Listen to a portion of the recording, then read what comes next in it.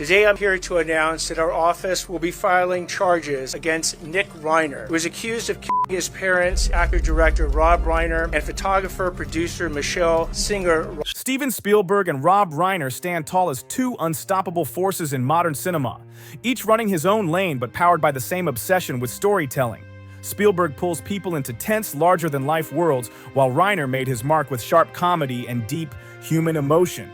Different styles, same passion, same respect. And when their paths crossed at industry events, the love for movies was always loud and real. That mutual respect made the sudden wave of alarming rumors about Rob hit Hollywood like a lightning strike.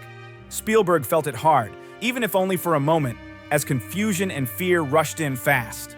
The thought of losing a longtime friend shook him deeply, especially since just weeks earlier, he remembered standing at a party watching Rob glow with pride as he spoke about his son, Nick, overcoming addiction and finding his way back home. That joy wasn't fake, it was written all over Rob's face. The two directors stood side by side, trading ideas, dreaming out loud about future films and stories still waiting to be told. Then suddenly, exaggerated reports started spreading online, twisting the mood overnight. The emotional hit landed before the facts did, turning the situation into a harsh reminder of how fast misinformation can spiral out of control. Thankfully, the rumors were false, but the emotional damage didn't disappear overnight.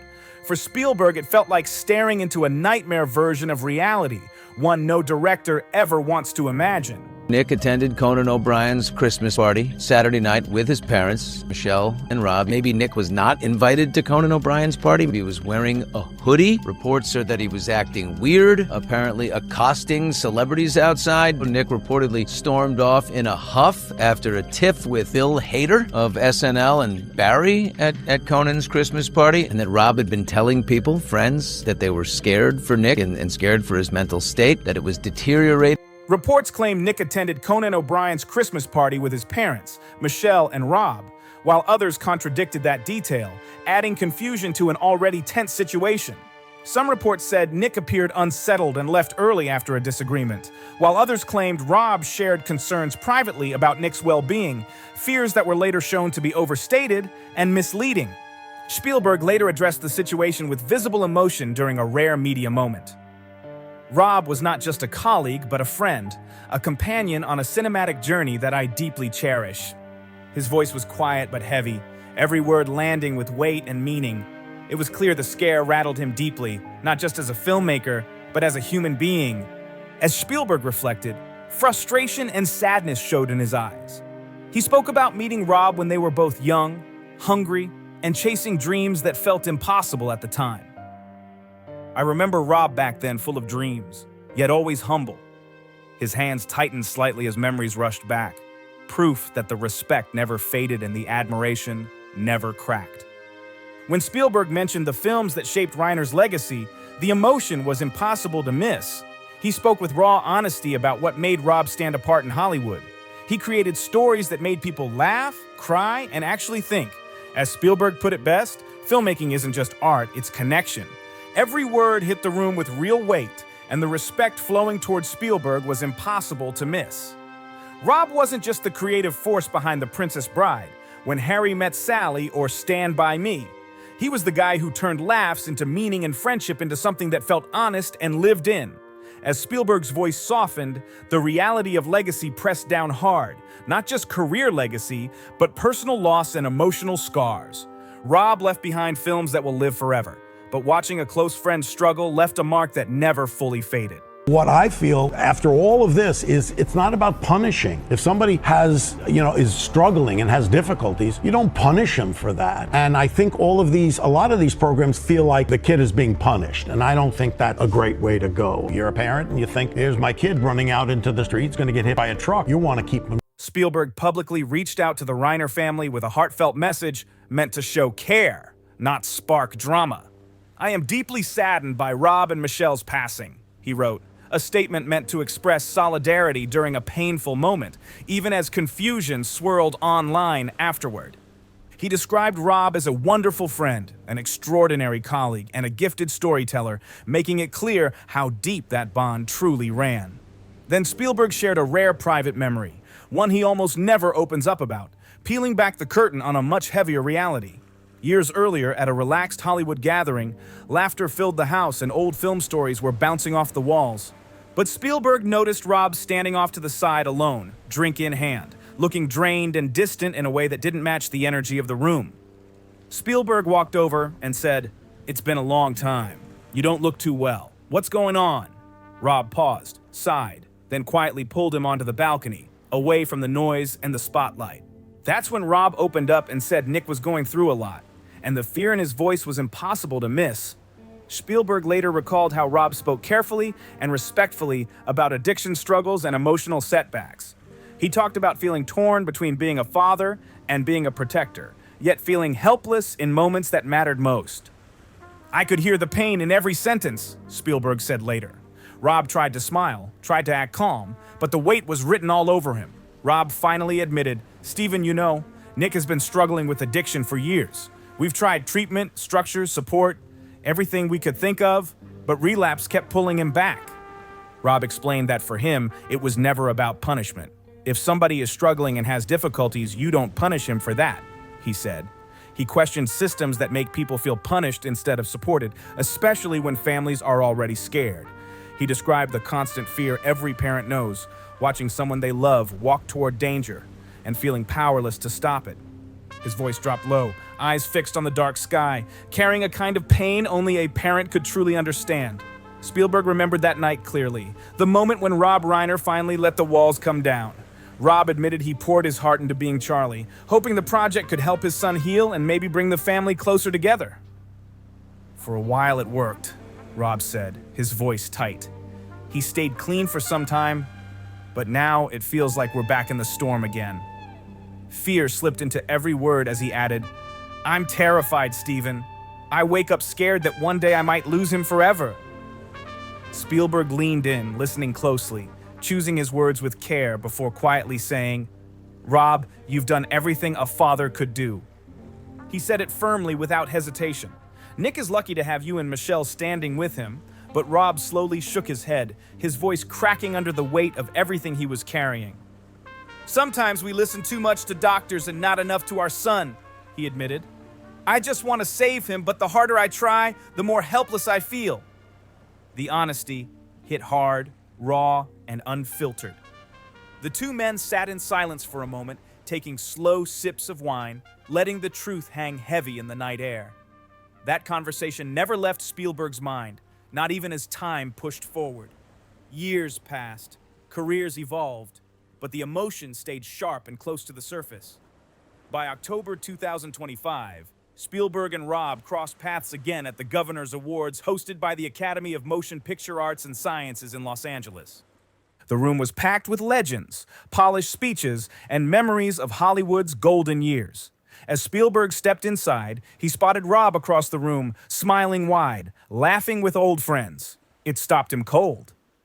Spielberg walked straight over, and the two embraced tightly, patting each other on the back like brothers who had weathered real storms together. "Rob, you look great," Spielberg said, genuine surprise in his voice.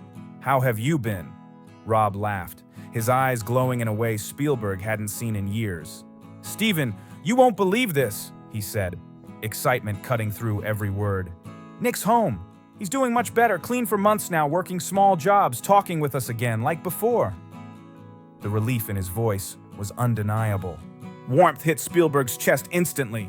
He remembered those late-night confessions, the fear, the exhaustion, the helpless waiting. He squeezed Rob's shoulder and smiled wide.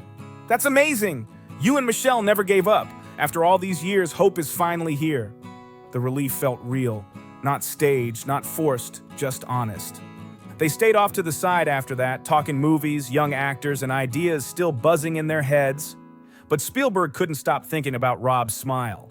It carried rare optimism, the kind that's earned after years of stress and worry. Looking back later, Spielberg admitted his voice dropped when the memory surfaced. Who could have imagined, he thought, that just months later, life would remind everyone how fragile hope can be. Spielberg later admitted he still remembers the shock that hit him when he first read about the tragic situation surrounding Rob Reiner's family. All that hope, which had only just started to glow, felt like it vanished in a heartbeat.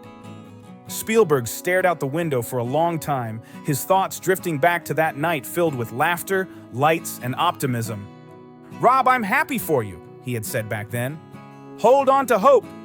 Rob had looked back, eyes lighting up, nodding quietly, believing it in that moment. Only later did Spielberg realize just how fragile that hope truly was.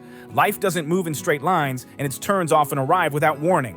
In the days after the emotional news cycle and public fallout, Spielberg found himself rewatching The Princess Bride, one of his favorite films. He smiled through tears when he heard the iconic line, "As you wish," whispering it softly to himself. "Rob, you lived fully and your work will never fade."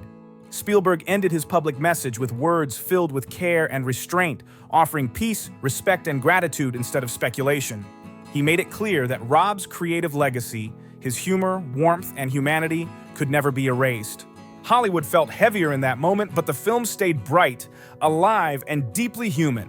Truthfully, Spielberg and Reiner were never everyday hangout friends. They weren't calling each other weekly or showing up unannounced. But inside the film industry, their bond was built on something just as strong, pure, mutual respect. Both men shared a deep belief that storytelling is a human force, shaped by Jewish cultural roots and artistic homes that valued curiosity and expression. Rob Reiner leaned toward grounded, people-first stories, films about friendship, love, fear, and inner conflict that felt close to real life. Spielberg, on the other hand, leaned into scale, wonder, and emotional intensity, building worlds that felt massive but still deeply personal, different lanes, same purpose. They crossed paths often at award shows, film seminars, and major industry events, always exchanging respect without needing grand gestures. Reiner once said Spielberg's ability to fuse emotion with imagery was something every director could learn from. Spielberg returned that admiration by praising Reiner's rare gift for reaching straight into the heart of everyday humanity. That kind of praise, spoken quietly and sincerely, is one of the highest forms of respect one filmmaker can offer another. And that brings the focus back to Spielberg himself. What kind of director is he really? How does he use light, sound, and framing to tell stories that don't just reach the eyes, but carve themselves into memory? Steven Allen Spielberg was born on December 18, 1946, in Cincinnati, Ohio, into a family of Eastern European Jewish heritage. He was the oldest child and the only son, growing up with 3 younger sisters. His father, Arnold Spielberg, was a brilliant electrical engineer working with massive early-era computers long before technology became personal.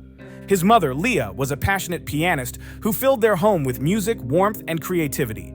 Those contrasts, logic and emotion, structure and imagination, would later shape one of the most powerful storytelling voices cinema has ever known. Spielberg grew up in a home that felt loving and close, but never permanent. Just as he began to settle, boxes appeared again and another move followed because of his father's work. New streets, new schools, new faces, nothing stayed the same for long.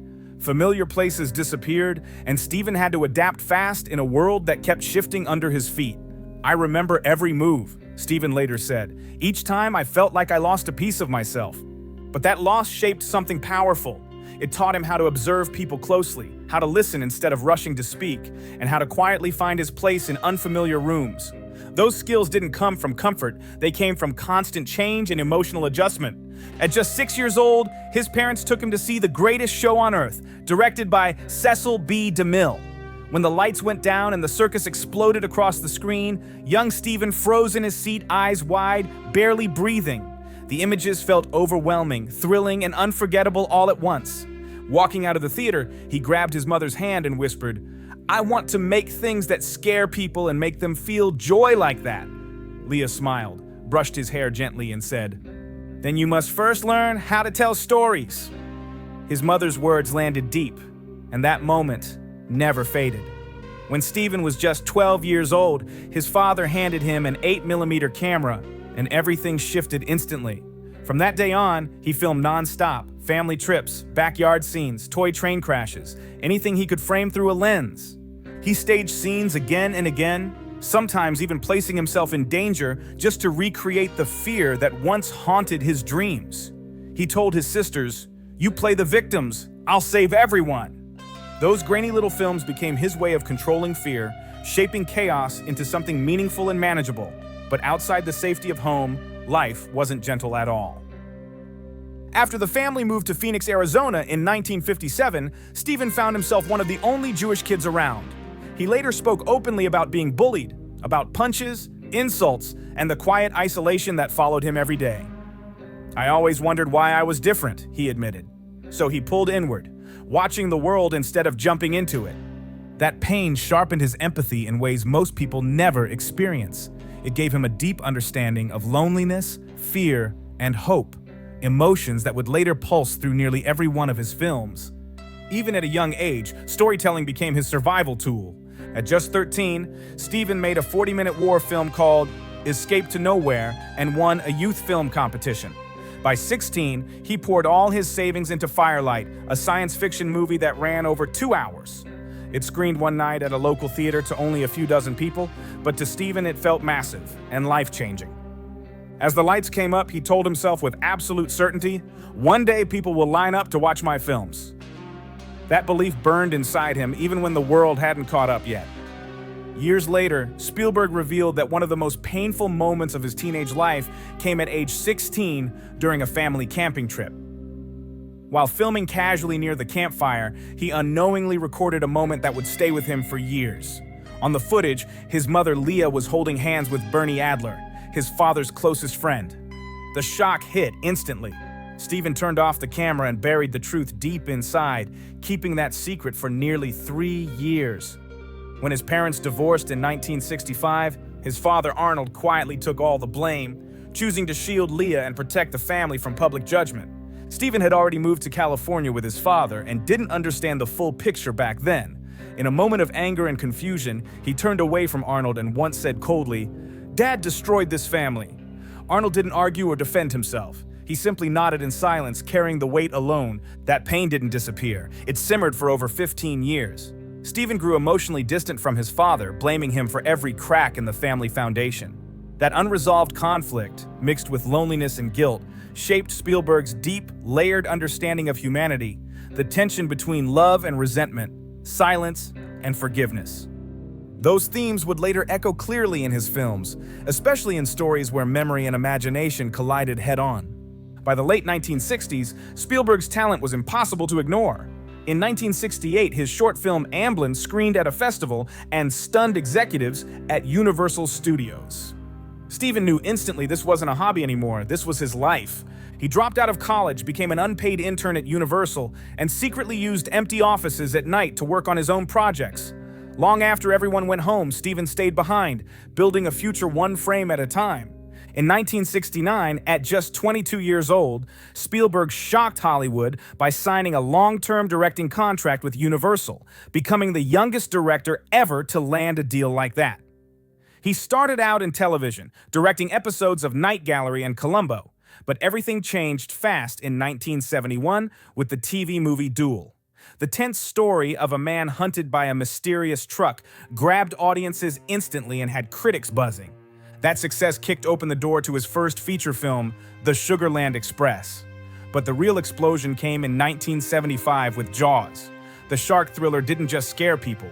It took over the world, earning over $470 million globally and creating the modern idea of the summer blockbuster.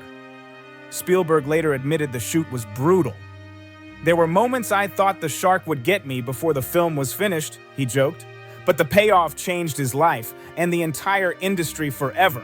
What followed proved Spielberg was more than shock and spectacle. Films like Close Encounters of the Third Kind and E.T. the Extraterrestrial revealed his compassionate core, stories about wonder, connection, and hope. He later took on heavy historical and war dramas like Schindler's List and Saving Private Ryan, confronting moral conflict and human suffering head-on with honesty and restraint. In 1994, Spielberg co-founded DreamWorks, producing major hits across multiple genres. Even into the 2000s, his creative fire never cooled, with powerful films like Lincoln and Bridge of Spies showing he still had something meaningful to say. Decades passed, but his storytelling stayed sharp and relevant. Despite global fame, Spielberg kept his personal life mostly private. He married actress Amy Irving in 1985, and they welcomed a son, Max Samuel, later that year. The marriage ended in 1989, but both remained respectful and focused on family. Amy later said, "We did what was best for Max, making it clear their priority stayed where it mattered most. Not long after, Spielberg found lasting love with Kate Capshaw, whom he directed in Indiana Jones and the Temple of Doom. Their connection began professionally during the audition process, when Spielberg met Capshaw twice and was instantly struck by her screen test. "I watched Kate's audition tape and knew she was right for the role," Spielberg later recalled. Kate once joked, "I never imagined that a role filled with screaming and chaos would lead me to the man of my life." During filming in Sri Lanka and the United States, the two naturally grew closer through shared meals, long talks, and quiet moments between demanding shoot days. At the time, Spielberg was still in a committed relationship with Amy Irving, so his connection with Kate remained professional and respectful. It wasn't until after his divorce in 1989 that Spielberg and Capshaw officially began dating and later moved in together. Kate later explained, "We grew close on set, but we knew we had to wait for the right moment for anything real to begin." Before their wedding, Kate converted to Judaism, and in 1991, they married in both civil and Orthodox Jewish ceremonies. Spielberg later shared that his mother, Leah, and Kate helped him reconnect deeply with his Jewish identity and heritage, something that became central to his life moving forward. Their marriage grew into a large blended family. Kate brought her daughter Jessica from a previous marriage, while Spielberg had his son Max from his marriage to Irving. Together, they welcomed additional biological and adopted children, building one of Hollywood's most well-known and deeply bonded extended families. Through every chapter, Spielberg's life mirrored his films, complex, emotional, and grounded in connection, proving his greatest legacy wasn't just what he created on screen, but the humanity behind it all. Their marriage has now lasted more than 3 decades, a rare achievement in the entertainment world where very little lasts. Kate gradually stepped away from acting to focus on family life and painting, while Spielberg continued directing at the highest level without slowing down. Together, they built a household centered on stability, creativity, and respect, far from constant Hollywood noise. Their family includes 7 children, all of whom have grown into independent adults carving out their own paths. Some stepped into film, acting, or creative fields, while others chose completely different directions.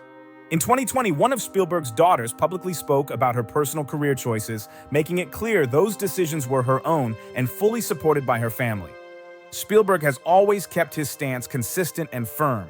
His role as a parent, he believes, is rooted in care, guidance, and respect, not control beyond his own household. He has made it clear that family support does not mean interference, and that independence matters just as much as protection. Outside his own family, Spielberg also became a mentor figure to young actors early in their careers. One of the most well-known examples was Drew Barrymore during E.T. the Extraterrestrial. She needed stability during a critical time, and Spielberg understood that responsibility deeply. "Being there for her wasn't just responsibility," he once said. "It was meaningful." That mindset shaped how he treated young talent throughout his career. Even now, at 79 years old, Spielberg remains deeply active in filmmaking. He continues developing new projects and revisiting classic franchises with the same curiosity he had as a teenager holding a camera for the first time. "I've never felt tired of storytelling," he said with a quiet smile. "Every film is a new chance to say something honest." In recent years, Spielberg has also focused more on health and balance, making lifestyle adjustments to keep his body and mind strong enough for the demands of modern filmmaking. Close collaborators say his creativity hasn't faded at all. Instead, it's fueled by discipline, clarity, and purpose, rather than pressure or ego. Following recent emotional reflections on the fragility of life and long-standing industry friendships, including heartfelt words about Rob Reiner, Spielberg reminded audiences of something simple but powerful. Awards fade, fame fades, but people remain at the center of every story worth telling. He summed it up plainly and without theatrics. People are the story. That belief has guided every chapter of his career, on screen and off, and it remains the core truth behind everything he creates. Drop your thoughts in the comments below, hit that like button if you felt something real, and don't forget to subscribe for more stories.